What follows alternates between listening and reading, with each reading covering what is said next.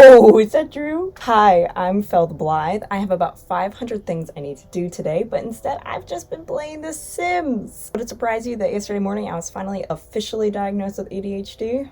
Yeah, me neither.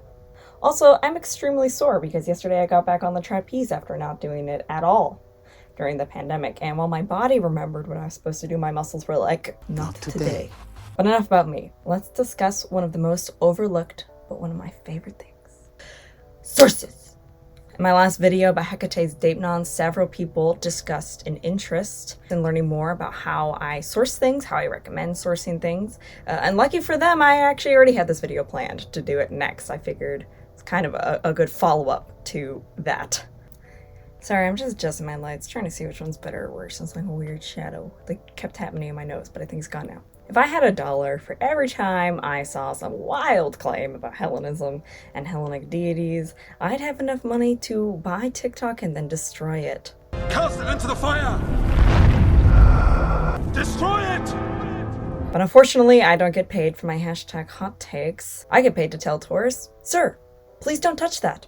That crypt door is 300 years old." Wow, I'm all over the place today, huh? Well, at least I haven't drunk any flies yet. Sources are important in, I would say, every field, but especially in historical fields. Now, I will admit I consider myself fairly traditionalist when it comes to the occult and how I engage with the paradigm that I'm part of, which is Hellenic polytheism, meaning I tend to prioritize verified gnosis, VG, over unverified personal gnosis, UPG. I'm going to get into those terms towards the end of this video. However, if you're super eclectic, everything is valid, there are no rules in the occult kind of vibe, I would still argue that sources are still important for you, if not more so. You know, sources are also important in, taking a stance on issues in the world. So knowing how to source things and how to research are a skill that a lot of people are not taught and ignore, which frankly leads to very bad things, like alternate facts. Sources aren't just for academics, they're for everyday people. Now, speaking of academics, disclaimer, I am not one. Please do not go into this holding me to the standards of an academic. I am not an academic. I am not a scholar. I work in the historical field, but I am by no means a professional classicist or whatever. This is my non-scholar, non-academic, non-classicist guide to research and sources. So where do you begin? One of the most difficult things with research is knowing where to begin. Despite the way that I post sources in the descriptions of my videos, I'd actually advise against just picking up a random book and going from there. Caveat: this is what I would suggest at first. If you've gotten more advanced and confident in your research abilities, by all means, grab every single book at the library in a particular subject and then read them all, but never finish them. If you are completely new to a subject, I'd actually advise you to begin in a place that would make my high school English teachers weep just from hearing its name. Yes, that is right, Wikipedia. Seriously though, I'd rather you get your information from Wikipedia or Encyclopedia Britannica than Tumblr, some catty Facebook group, Amino, or TikTok. At least Wikipedia and Encyclopedia Britannica have their sources, and usually warnings come up if they are not sourced adequately. Wikipedia has improved astronomically since I was in high school, and honestly, it's really not a bad place to find a compilation of sources. Wikipedia is by no means an endpoint, but it is a wonderful start point, especially for the fact that it lists its sources at the bottom or right next to a claim, and you can tell right off the bat, is it primary, secondary, or tertiary source? Is it coming from a historical field, or is it coming from a more modern, non-academic perspective, or a website? It's also a great place to familiarize yourself with a term or terminology that will then aid you when you go into more advanced research skills later. Once you've skimmed the page and gotten to know those terms, go down to the bottom and devour that source list. And most importantly, scour it. So here is how to read a Wikipedia article. There's a certain skill to reading and discerning information on Wikipedia articles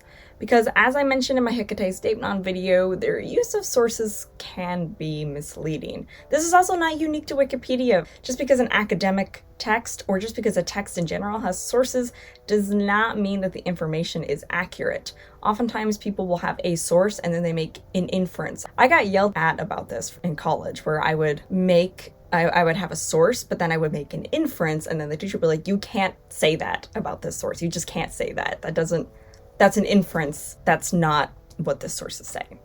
When you see a claim on a Wikipedia page, try to find that source, especially if it's a primary source. They usually list book number and page number. Page number is especially helpful, and even if you don't have that book, a lot of them are like easy access or can be found at a library.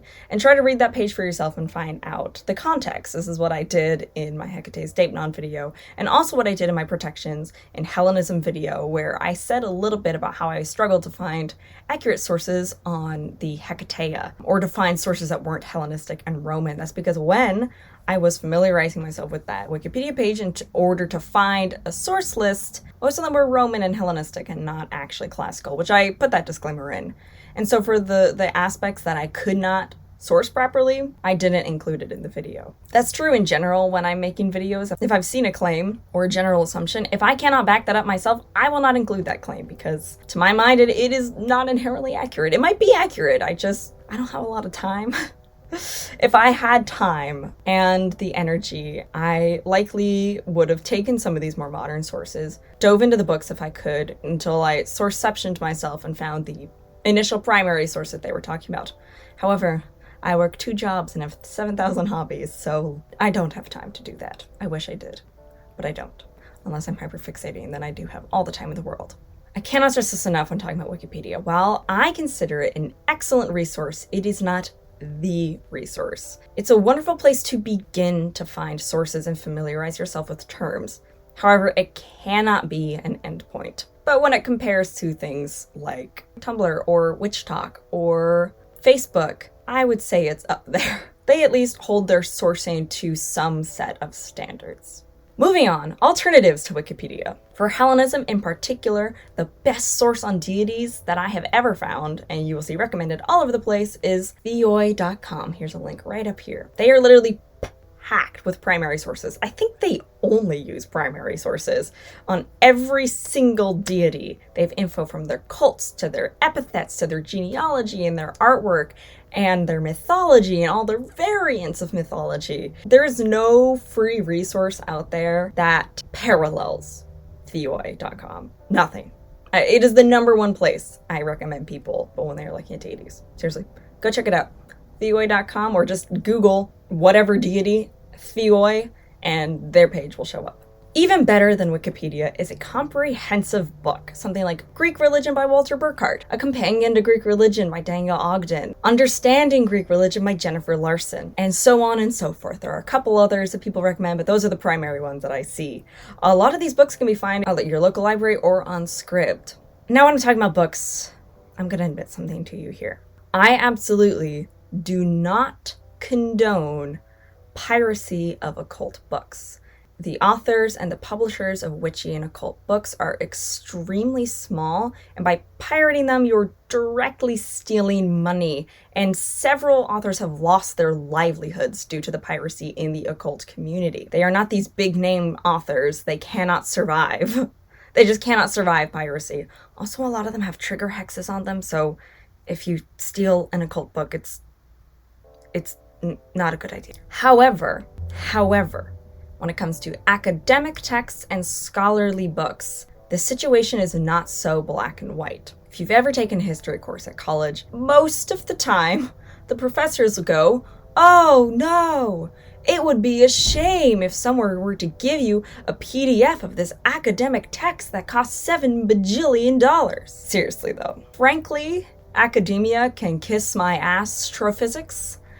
since it reaps all the money that the authors work for and the authors like never see it. Also, most academics will send you their texts for free because they hate the system as much as you do. So what I said earlier about occult books, I don't think necessarily applies to scholarly and academic textbooks.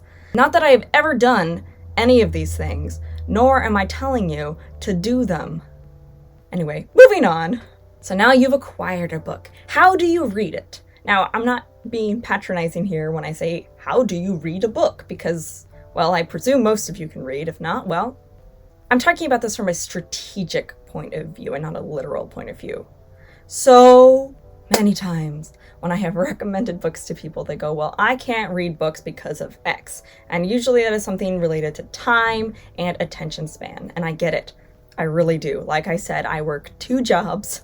I have a lot of hobbies that take up a lot of time, and I have ADHD, and I don't want you to think that I am out here reading 100 books in a month. Oh wow, thank you for giving me a lot more sunlight over here, little buddy. Frankly, I'm lucky if I read 1 book in a month. I have been reading Greek Religion by Walter Burkert for nearly 5 months. I've been reading Apollo by Fritz Graf since February, and it took me over a literal year, to read Drawing Down the Moon by Margot Adler. How do I say so well researched and sourced, you may ask? Well, it's all about how I approach the book and what I am aiming to get out of them. So when it comes to Apollo by Fritz Graf and Greek Religion by Walter Burkert, I'm reading them from a more general perspective. I'm reading them from start to finish without a particular goal in mind. I'm reading them all the way through, and I take notes. I'm not super worried about retaining all of the information necessarily. When it comes to these videos and the research I do for these particular topics, it looks a lot different. I'm not reading from start to finish every single book that I cite in the description. I will seek out particular chapters and sections that pertain to the information that I am looking for. If I have a physical copy, I will go to the index and look at those sections. If it's an ebook, I will just do Control F and type in whatever terms or words that might help me in my endeavor to find a piece of information. I'll then read the surrounding context and seek out the primary sources that I might need. And again, with primary sources, they're all public domain. I'll open them and Control F, and it's an easy way to find particular words or names, if you can find the right spelling of them. Also, if you think I retain all the information I read, well, thank you for thinking so highly of me. Because I hate to break it to you, but 9 times out of 10, I'll read something and go, wow, I never knew that before. And then like a week later, I'll read that same information somewhere else and go, wow, I never knew that before. And it's just the same thing that I already freaking read. It's only through repetition and honestly teaching other people that I am able to retain any information at all, actually. I also suggest trying to find out the best book reading style for you. I personally am a start a bunch of books in various subjects and alternate between them when I get bored. That'll be things like certain books in Hellenism, fiction books, books on something that is completely unrelated to anything occult or anything related to ancient Greece or at all. Like I'll read about like how to, composting. And that way it puts a lot less pressure on me to continue and push through a book when I am so thoroughly bored of it. Because if I'm so thoroughly bored of it, I am not going to read it or retain anything about it at all. However, some people hate doing that. Some people, they must read 1 book at a time. Otherwise, their information gets too conflated in their brains like, what's happening? Some people are like that. You never know until you try. Or you could be like how I am with these videos and seek out particular sections and go by subject instead of book. Like if you want to know about Hecate, get out a bunch of books that talk about Hecate and only read the sections that talk about her and don't need to read, like, there's a book Restless Dead. Not all of that book is about Hecate, but there's a portion of it that is, so only read those sections and then move on. This is also what people do, like, in college courses. That's what I did when I was taking history classes, is we wouldn't read back to front every single book about, like, the witch trials. That would be bananas. We would read sections on them that were pertinent to the subject that we were discussing. You might find that to be a lot more manageable than trying to read every single word in a book when you only just want one piece of information. Now, some notes on books. Just because it's a book does not mean it's good information. This is unfortunately especially true in Hellenism. I mentioned this in my Hecate Statement video, but be extremely wary of texts written in the 19th and early 20th centuries. A lot of that information is now regarded to be nonsense. Why is it always you three? You'll notice that sometimes modern classics book will cite some of this weird scholarship. That's because not all of it is bad. However, you have to know how to discern it. If you don't know how to discern the nonsense from the sense, I suggest not looking at older sources and only looking at things like 1930 plus. The exception would be for translations. A lot of times there are good translations from this time period, and a lot of them are public domain, and a lot of modern translations are not public domain. Just ignore their weird notes. And even then, even if it is modern text, check out a review of the book. Check out the reviews. A lot of times other classicists will have reviewed the book, say what they liked about it, what they didn't like, and then you can go from there and you will have a more informed way of looking at a book. Speaking of classics, diversify your bookshelf. While white men have sought to dominate the classics field for hundreds of years, they are not and have not always been the only scholars out there. There have been classicists of color since the advent of classics as a study. I'll link an exhibition down below, and actually I'll link it over here as well, of Black men and women from the 19th and 20th centuries who did groundbreaking work in the field of classics during that time period. Seek out scholarship from women, queer folk, people of color, and literature from modern-day Greeks, people coming from a non-Western viewpoint and beyond. Seek out as many voices and viewpoints as you can. There are so many perspectives out there. And my final section is going to be about word of mouth research, because as I have stated in YouTube comments and YouTube videos, and also if you just know me on Discord, I say this quite a bit too, religion is a living thing, and living things evolve. They breathe. They're not this rigid thing that seeks to constrain you to a box. They evolve, they grow, and your path might not look like someone else's, and that doesn't mean that either is inherently wrong. Even if they are in the same paradigm, they can look wildly different. In the occult community, there is this concept of personal gnosis, mostly things like UPG, unverified personal gnosis, SPG, shared personal gnosis, and VG, verified gnosis. Now, the distinction between them gets into the weeds of semantics, and honestly, they're a greater philosophical and theological debate that I'm not going to get into here, but they are helpful terms when discussing word-of-mouth ideas. Let's use Apollo as an example here. Maybe you associate Apollo with the color red. Now, this is not historically correct, and I personally have never met anyone else who associates Apollo with red. Therefore, that would be UPG, unverified personal gnosis. That is your own personal relationship with Apollo.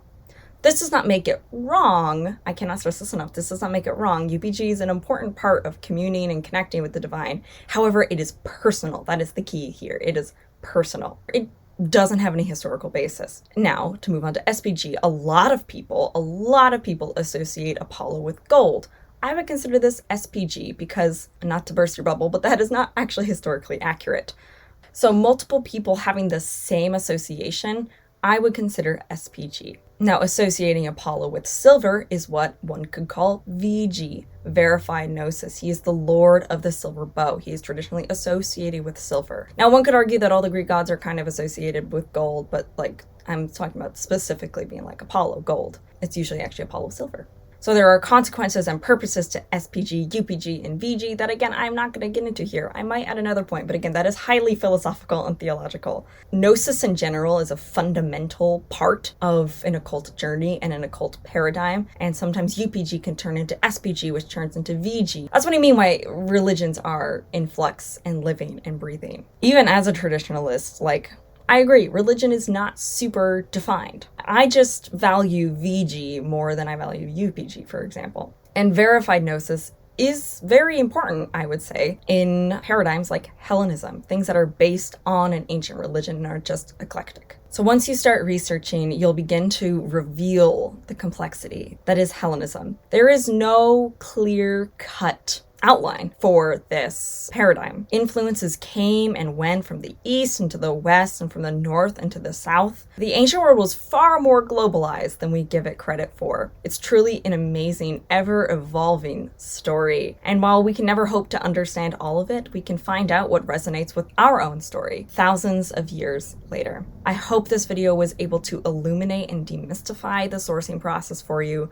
You don't have to be an academic to research. You don't have to understand all the information, TM. I certainly don't. But I think research is very, very, very, very important in life and not just in the occult. It's so important for everything, understanding the complexity of the world, because the world is so complex. I know no Nuance November was a thing last November, but the world is full of so much nuance. If you have any questions, please pop them down in the comments.